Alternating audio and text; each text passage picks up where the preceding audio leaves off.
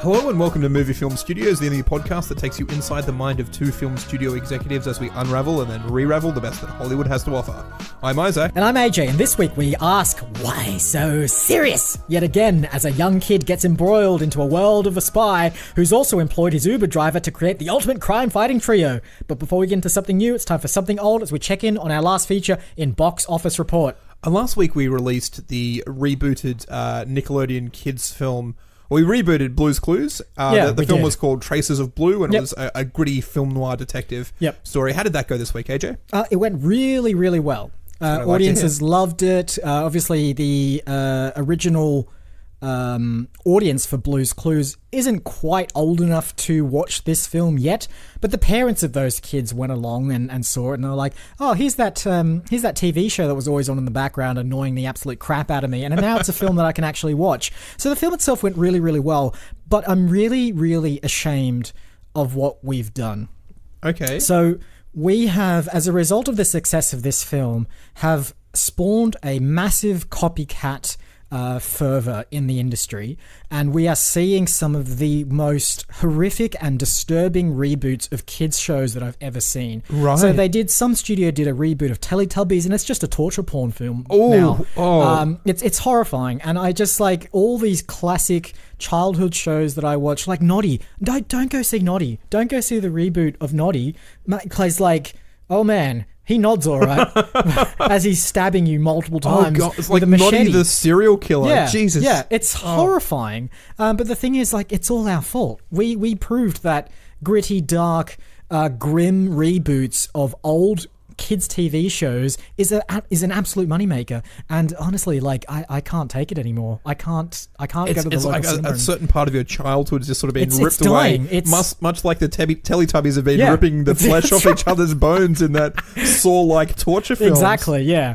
I think we're going to have to reboot the films yet again and bring them back to the childlike wonder and innocence. I mean, we did have the idea of doing like a bit of a buddy cop thing with Blue and the his Steve, I think is Offsider was, which does kind of lead us a little bit neatly into an unforeseen theme of this week's 2/3 of this week's films involved Dave Bautista and an unlikely buddy cop of some description. It was almost a theme week, but we didn't find a third if Dave only Bautista Dave film. Bautista could have released another buddy cop film in this week. Yeah. Although as you mentioned as we were watching the films, he was an auxiliary character in the Ip Man Chronicles, I think. Yeah, so he's a busy boy. He's getting around. I mean, there's just not enough Dwayne The Rock Johnson to go around, and Dave Bautista's filling in the cracks. That's right, yeah. All right, that brings us very nicely to this week and trailers. And before we get to the Dave Bautista fest that is this week's episode, we're going to go with Joker, directed by Todd Phillips and starring Joaquin Phoenix, Robert De Niro, and Zazie Beetz. Arthur, does it help to have someone to talk to?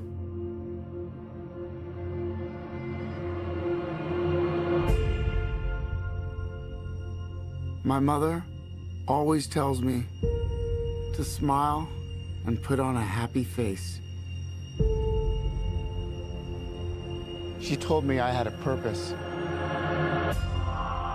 to bring laughter and joy to the world. Hey, stop them!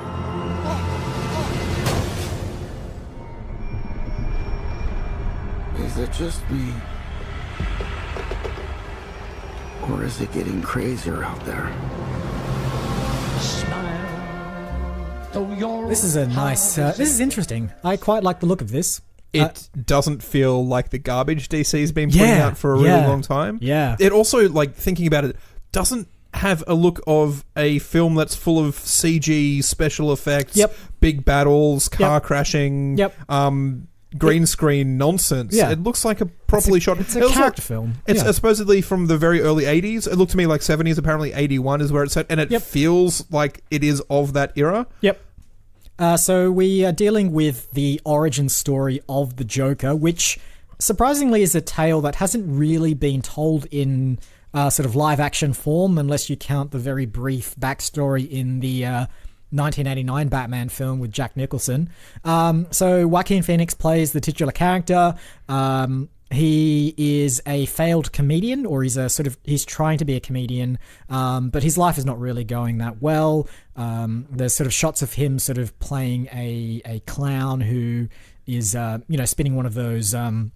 those signs, those little advertising signs. There's shades of Norman Bates in this as well. A little bit of a slightly too close personal relationship with his mother. A little bit of Taxi Driver as well. Sort of basically like one man who's been wronged by the entire world, as this trailer seems to be, and he sort of starts a dark descent into his own psyche and so on and so forth until he emerges. I mean, we've all seen the result of what emerges on the other side. Yeah, exactly. It looks like, again, it looks way better than anything Warner Brothers has done, and in the especially last few years. An actor of the caliber of Joaquin Phoenix getting involved to play the lead character. Yep. I always thought it was a bit weird. Obviously, we had Jared Leto.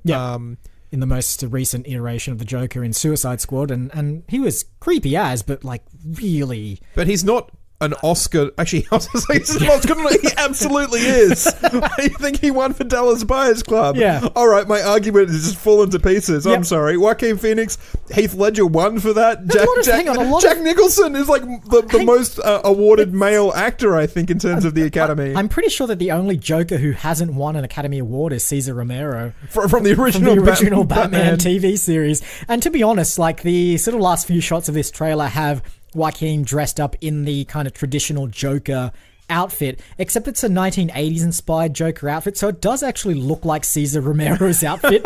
So if this turns out, like, Warner Brothers could still ruin this film by basically saying, oh, by the way, it's a prequel to the Adam West 1960s camp psychedelic Batman.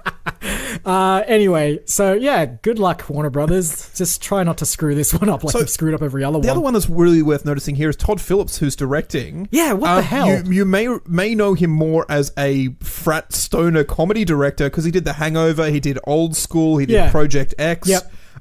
These are sort of like the goofy sophomoric style comedies that you would expect, and now he's come around and he's done this incredibly dark and gritty character piece with a beloved superhero character, psychological intrigue, and it looks far too good, and maybe.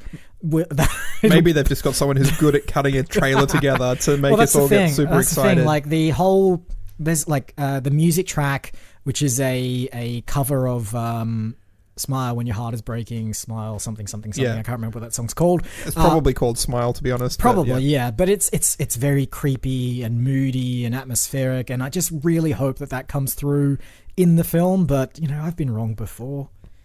I think we've all been wronged by DC.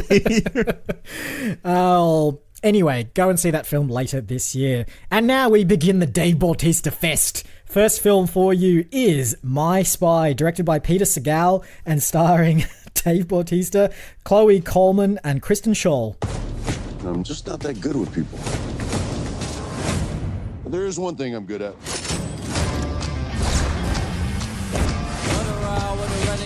The mission was to find out what they knew, but that's kind of difficult now that you killed everyone. I just don't think you're cut out for the intelligence. This is your last shot. How's school going? Oh my god, you have jelly all over your face. I'm definitely posting that on Insta. Is it too late to homeschool me?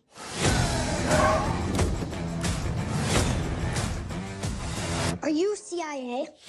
How'd you get in here? Oh, okay, she has a camera. She might be streaming. If Kim finds out we got made by a 9-year-old, my career's over. What's the option? Kill her. Make it look like an accident. Yeah, maybe the stairs. What? Wow, still recording. So, as we mentioned, it is a Dave Bautista Fest, and this particular one has him as a CIA spy who's going on his last chance mission. Basically, he's too violent, he kills too many people, and when they need to extract information when they go in, everyone's dead. Yeah. In a big fiery explosion that he's just sort of turned his back on and walked away. Yeah, he walks away from it, never looks at the explosion. And so he meets up with an unlikely child who's being bullied at school. And I think the child stumbles on, so they're hidden away in a sort of safe house somewhere. He and Kristen Schaal, who's that very stereotypical person behind the keyboard with the big computer screens and monitors everything. And this little girl basically notices some dodgy goings on, and she finds out that these two spies are housed in their safe house, and basically says, "What's going on here?" And the two of them are just like, we have no idea what to do.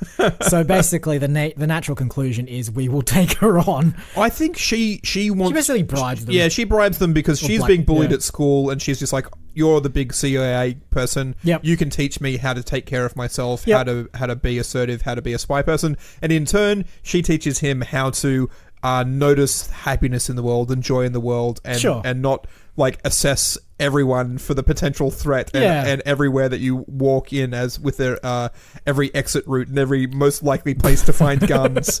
There's some fun gags in this trailer as well. Yeah, like actually funny jokes in the trailer. Nice little character moments. Looks like some pretty decent action. Yep. I don't think Dave Bautista can act. I think he's perfect as the red emotionless alien from Guardians of the Galaxy, because he doesn't have to put anything behind his actions. No. But when you see him without that prosthetic makeup, and you're like, oh, there's actually a semi-humanoid face there somewhere, and he opens his mouth to speak, I'm like, I still not quite... I don't buy that you're a person. I don't buy that you're human. But I mean, like, I remarked when we were watching this trailer that it feels like it's taking up where Arnie and films like Kindergarten Cop left off, in that it's an actor who really, I mean, like, Arnie can't act. No, he can't. He's come off... Sylvester Stallone can't act. No, and I mean, he didn't really go down the whole, like, family-friendly route, to be fair, but... Stop or my mum will shoot. I was not going to mention that, but anyway, I was talking about films that actually were successful. Kindergarten Cop actually made a fair bit of money.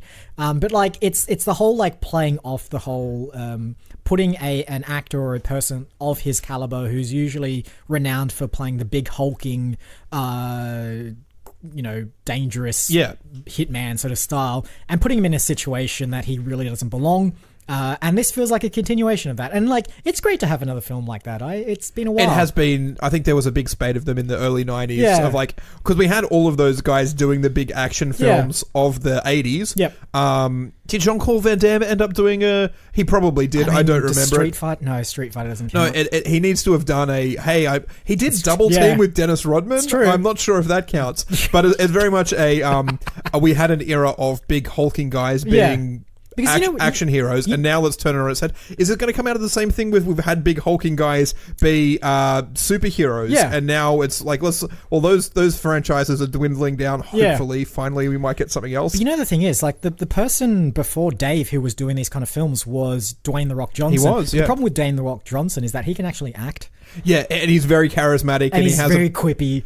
I watched something quite recently. I think it was on John Oliver with he did a WWE special, and how they're quite there's been a number of people since Dwayne that they've tried to build up to be the same level of stardom, but he really is quite unique in his level of sort of like charisma and personability and his actual ability to act on screen, which I just think most of these big roided up guys just don't like. Maybe it is the roids that sort of kills off something in there somewhere. Who knows? But anyway, let's swing over to the second Dave Bautista film for this week's episode, which is Stuba, directed by Michael Dowse and starring Kumail Nanjiani, Dave Bautista, and Iko Uwais. Please be a 5-star ride. Hey! Uber? Yeah. Be cool, be nice. I'm Stu. How do you do? Compton. I'm LAPD. Let's go. Do you have a more specific address? Compton! Stop yelling, neighborhoods. That's not how Uber works. Hi. Hi, ladies. What the hell's going on? You selected the Uber pool option. Uber what? Ladies, official police business. Is that even real? Get out of the car! Round, official police business? Just going to see a friend. Take this. Oh, I am not touching that. It's a baby gun. It allows you to fire it while crying.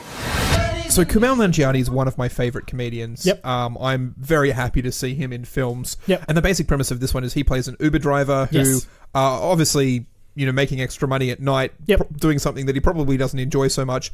Enter slightly drunk and acerbic Dave Bautista, who is a no-nonsense cop. An undercover cop, I might say as well. Yeah, he flashes his badge around in a sense that I'm not sure he's remaining undercover. He doesn't look particularly good at his job, and he looks very...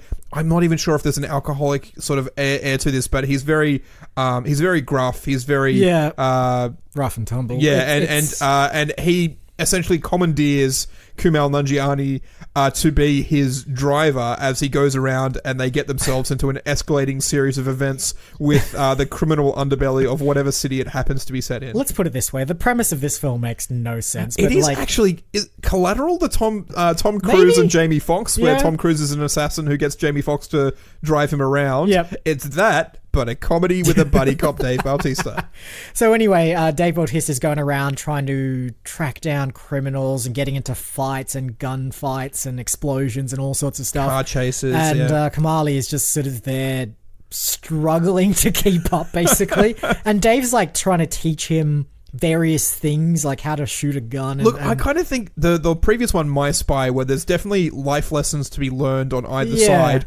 I don't think this one has that kind of thing. It's very much just hold on to the edge of your seat because we're taking you out of your comfort zone and you will probably die because you're not supposed to be in gunfights. You're not supposed to be, shooting explosives as cars drive behind you. You're not supposed to be doing like massive Any whiplash turns. But it looks fun. There's again a couple of good fun gags in it, and an entertaining kind of premise. I assume that Kumail Nanjiani plays a character called Stu. Yes, he does. All right, because he's an Uber driver. He's an Uber driver because, like, it said the film was called Stuba, and I'm like, that'd only be funny if the Kumail was a character called Stu, but I don't think they established that in the trailer, so I'm going to make an assumption. Yeah. So anyway, assumption correct. There you go. Anyway, go and see that film later this year. Those are the 3 trailers for this week's episode, but of course, before we can do anything with those, we're going to have to take a little walk over to the green room.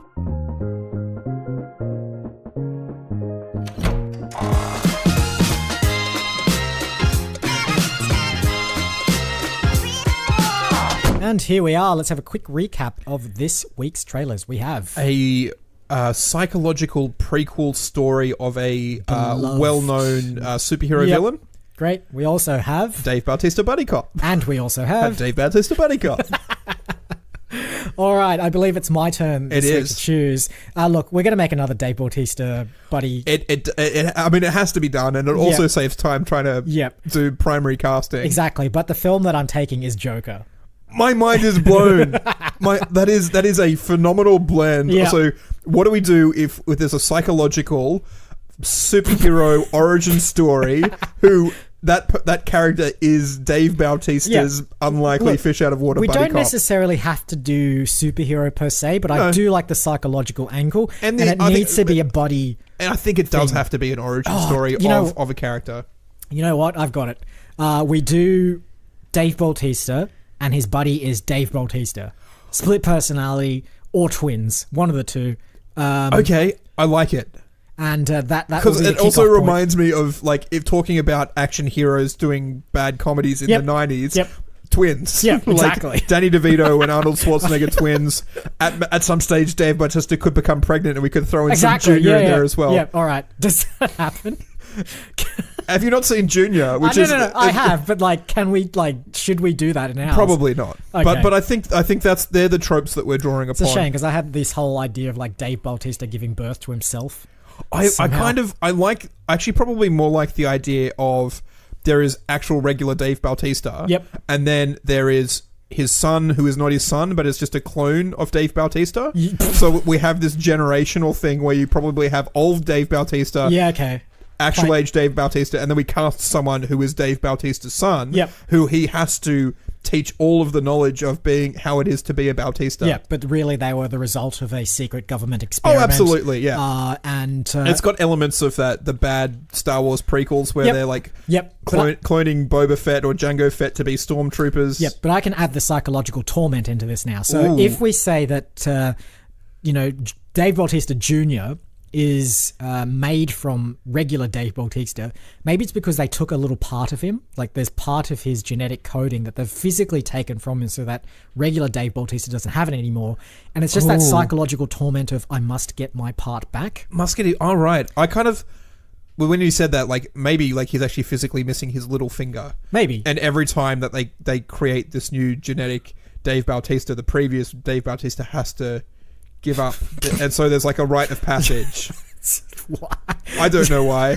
It's genetics. Future genetics. That's right, yeah. I've never seen, again, talking about Jean-Claude Van Damme, Universal Soldier? Yep. Is that one where they're trying to breed super soldiers through genetic research, maybe? Was that the one that was a like weird sequel to Blade Runner? Or am I thinking of some other film called something Soldier? Maybe, who knows? I don't know. I mean, stylistically, it's set in the future. It's all dark and it's all grim and it's all gritty and it's wet quite a lot. I think it was like a film set in the same universe as Blade Runner, basically, and like it dealt with... Anyway, going way off topic. This is the kind of aesthetic that I want. I want it dark. I want it gritty. Yep. We've got Dave Bautista. I think we have to cast his son potentially. Do we? I mean, and they're both they're being... One of them is a brainwashed super soldier who is then trying to teach his son to be a super soldier, but they're learning from one another. His son is like the first in the long line of clone Bautistas who doesn't actually want to be a super soldier. Okay. And then they have to break out of this government compound and they're on the run from the scientists and the military organization who created them, learning what is this really strange father and son relation, because they're not actually father and son. Yeah. They are clones of themselves, but they're also independent people. All right, I like this. So what if, I think that what it should have been is like Dave Bautista, regular Dave Bautista, has sort of been overlooking this sort of clone production line of himself, basically. He's seeing all these other clones who basically act exactly like super soldiers. Yes. And they get shipped out to other countries to wage war with whoever. Except then there's one of them comes along and he's just a bit different. He doesn't seem to fit the same super soldier mold that all the rest of them do. And regular Dave Bautista starts going, I can't do this. Like, I can't... He is too different to the rest of them, and that's where the bond forms. Right, okay. Because he's the sort of odd one out. He's the, like, ugly duckling of the group who... doesn't conform to the same. And you know what the evil scientists do with the people, the ones that don't conform? They just terminate them. They crush, they pulverize them. They feed them into the new clones that are about to be born. And Dave Bautista has seen this happen a couple of times. To like, we learn throughout the story that he's actually had these relationships with the outlier Bautistas. And then it's every time he sees them crushed, literally crushed, he is emotionally crushed. Yes. And then he's like, enough is enough. And so that's where it starts out, that he decides to try and rescue this outlier Bautista. You know what the twist of the end needs to be? I'll go straight to the end. Right, sure. But the whole the cycle of him finding all these outlier Bautistas is something that's been actually manufactured by the scientific corporation to try and evolve the original Dave Bautista into a higher level of super soldier by like crushing him emotionally time and time again, by giving him these like slightly different Bautistas who are more who he connects with more, and then taking them away.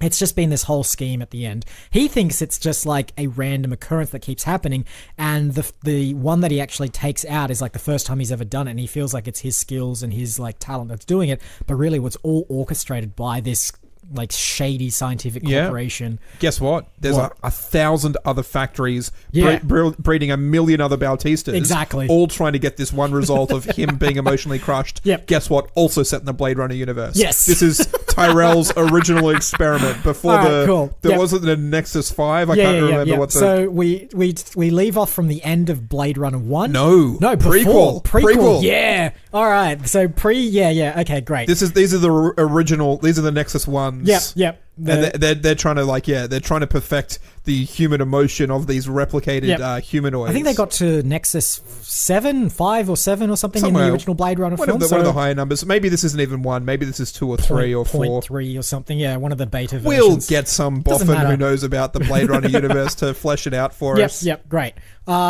I think like the scientific lab. Yeah, I mean, this is great. We just the art design is already done. The art direction is we just pull it all. Like we probably see the building of that Tyrell Corporation pyramid. Is in its infancy. It's actually sort of just been constructed. Yep. Maybe they were constructed by an army of Dave Bautistas, like the original versions of Dave Bautistas. In this very sort of like Egyptian slave kind of pyramid building scheme. Yeah. They were more just gormless robots who didn't really have a personality. So they're like, great, start laying bricks, buddy. You don't get to the stage where you've got a Harrison Ford who actually feels and experiences human emotions unless you go through the millions of Dave Bautista clones to get to a point where you've actually found one who can feel. We should we'll have a bunch of like really odious Easter eggs as well. So we'll have like somewhere hidden away, there's like a shot of a lab and they're busily constructing the Harrison Ford replicant if you subscribe to that. Yeah, or they're busily having two people make a baby the normal way because he's definitely a human if you subscribe to that theory. We'll do both and that'll really annoy the fans. You're just like,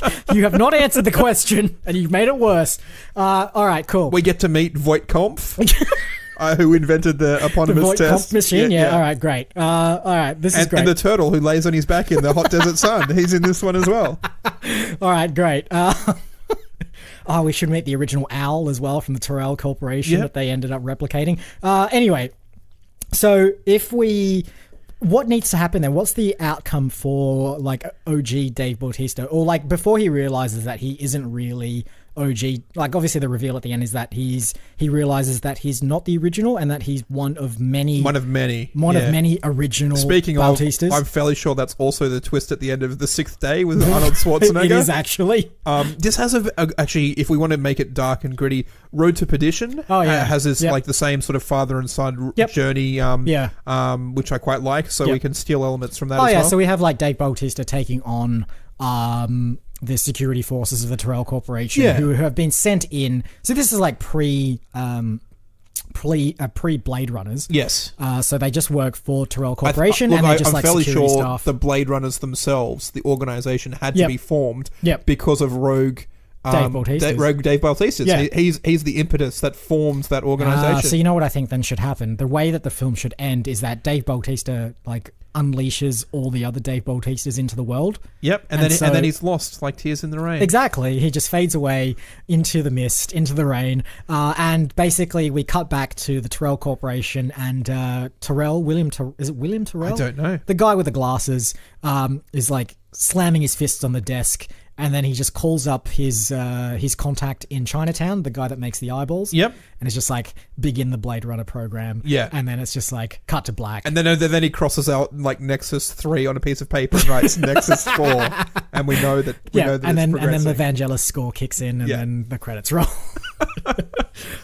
So it sort of begs the question, how old is the young Dave Bautista? Well, are we going like 6, 12, 16, 20? Well, I don't know. I feel like a nice teenage. 12, I think, is a good sort of like, it's got that sort of coming of age sort of bit. But you know what I want to do? I know you said cast someone. I mean, no one looks like Dave Bautista. That's the point. I don't think we can make Dave Bautista look 12. No, we can't, but we can with CGI. No, this is the point. This is why I love the look of the Joker and even like Blade Runner is we're not using computer graphics in that way. It's the production quality has to be really good. Right. Like, well, I mean, we're still going to have to use CGI. We're going to have to make hundreds of like thousands of Dave Bautistas. I know, but it's done tastefully in a way where you don't see it so close, and we probably shoot it on a matte screen, and then get Dave Bautista to stand one step to the left, that's what I was and then say. Again and again and again, and we'll compile thousands of actually him, so we can. This is stretching his acting limits to the absolute limit, really, because he has to play.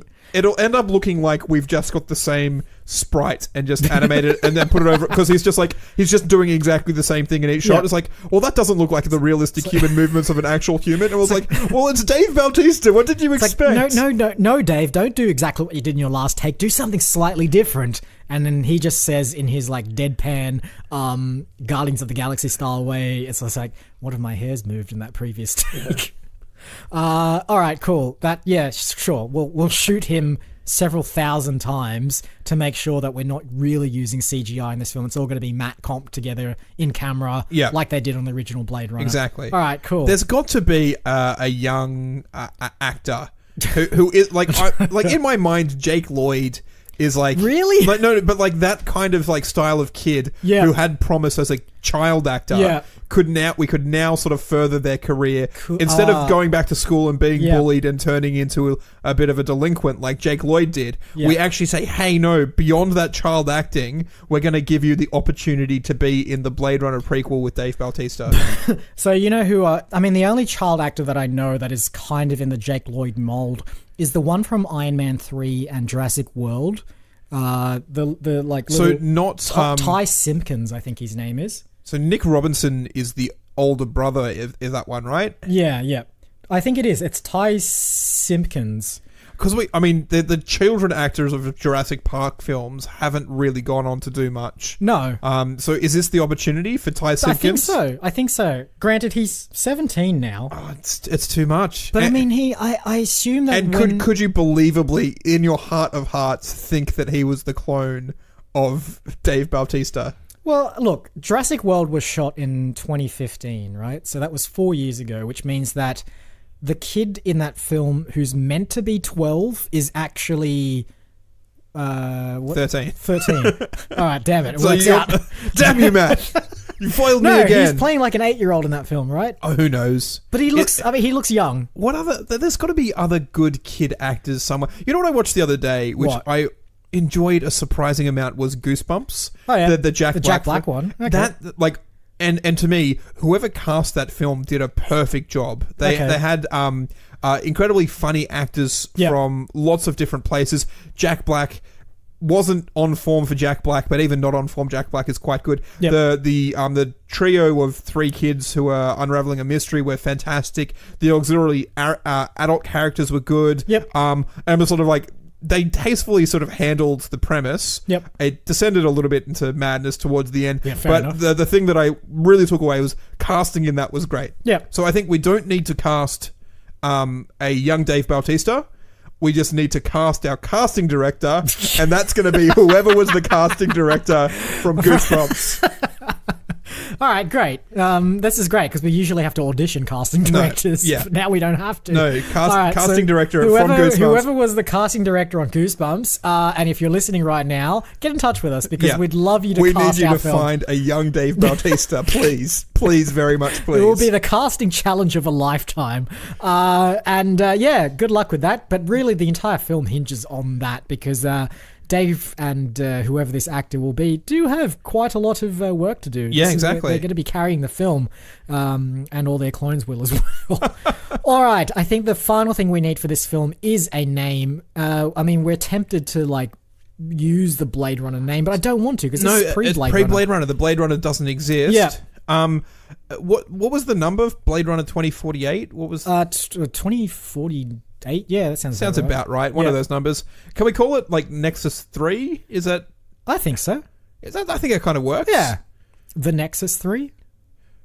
I don't remember. Like in the opening credits of Blade Runner, there's certain names that are in red text. I don't remember if they called the Nexus 6 or Nexus 6. I think Nexus 3 just on its own. I think that kind of works. Nexus 3? Yep. Starring Dave Bautista. And casted by... from the casting director of Goosebumps the movie. I think that's definitely going to come up in the credits. From the casting director that brought you... I wonder what other films they've cast. It's not really a position that comes up quite so frequently. What was that Annabelle film we watched last week had a kid in it, and they seemed pretty good. Yeah. There's whoever casted that another horror film, that Spanish sounding one with the I can't remember what it was called, but there's 2 kids in that, and they seem pretty good. Clearly, they should know what they're doing. Exactly. But we really want those kids that go on to be stars. And so that people can look back at their earlier career and go, hey, look, they did Nexus 3 when they were just 12 years old. Yeah. Or they did Nexus 3 when they were 16 years old playing a 12-year-old. You know what we need to do as well? We need to ensure that whoever plays young or the son of Dave Bautista doesn't get relegated to doing nothing afterwards, a la Jake Lloyd. So we need to immediately put them into another film. Yeah. Actually, no, not immediately. We'll put them into another film maybe 3 or 4 years from now so that they're grown up a little bit and people won't have forgotten who they are by that time. Because I've forgotten all the Goosebumps kids actors for sure, because they've not been in anything else since. I suppose it was only 2 years ago, but they all of them had come from TV shows that I quite liked. And they were great in those TV shows, making a move into Hollywood films, and then back on the descent into delinquency and afterwards. So it's the tale as old as time. Hollywood does this to everyone. We will foster their careers so they don't go down the Jake Lloyd path. Yes, I think we should probably get some financial planning in there so they turn out more like the Hollywood kids who are very the Hogwarts kids who all seem to have been given really sound financial planning advice. I suppose it also helps they were in 8 films and were paid a lot of money in each of those. So we'll get the financial planner of the Harry Potter saga. Yes, absolutely. And the casting director of Goosebumps. And that will be on the poster. Yeah. From the financial planners that bought children's stars from the Harry Potter series. Yeah. Fantastic. All right. I think that's a wrap on Nexus 3. I think you're right. Housekeeping. We are online at moviefilmstudios.net, where you can find all of our episodes, our bios, and the database of films that we've made on this podcast. We are on Facebook, and we're also on Instagram. Just search for Movie Film Studios and join the communities there.